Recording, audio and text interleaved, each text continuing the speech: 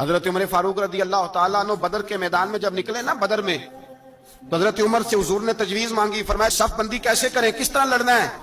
جناب عمر فاروق رضی اللہ تعالیٰ عنہ کہنے لگے حضور یہ جتنے آئے ہیں نا کافر لڑنے، یہ کسی کا کوئی چچا لگتا ہے، کسی کا کوئی ماموں لگتا ہے، کسی کا بھائی ہے، کسی کا بیٹا ہے، تو محبوبہ صف بندی کی کیا ضرورت ہے؟ جو میرے رشتہ دار ہے میرے حوالے کریں، میں گردنیں کاٹ کے آپ کو دیتا ہوں، جو ابو بکر کے رشتہ دار ہے وہ ابو بکر کے حوالے کریں، وہ گردن کاٹ کے دے، جو علی کا کچھ لگتا ہے وہ علی کے حوالے کریں، ہم دنیا کو بتائیں گے کہ اشداء علی الکفار۔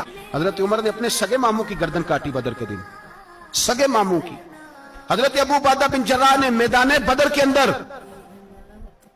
جب جنگ کا تبل بجا، حالات بگڑے، جناب ابو عبیدہ بن جراح کہتے ہیں تاریخ نے ایک عجیب موڑ پہ مجھے لا کے کھڑا کیا۔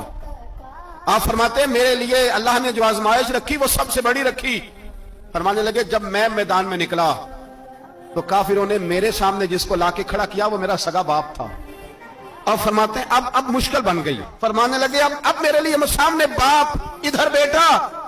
اب فرماتے ہیں دو رستے تھے، باپ بچاؤں یا رسول اللہ کا دین بچاؤں۔ ایک منٹ تھا فیصلہ کرنے کے لیے کہ ابا بچے گا یا دین بچے گا، کفر بچے گا یا اسلام بچے گا۔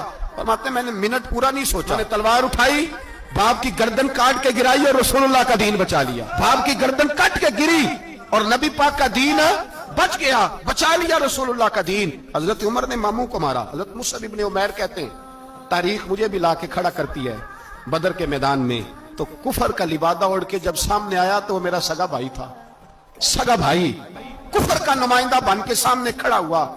مجھے اکٹھے کھیلنا بھی یاد تھا، مجھے ایک برتن میں روٹی کھانا بھی یاد تھا، ایک ماں سے لوریاں سننا بھی یاد تھا۔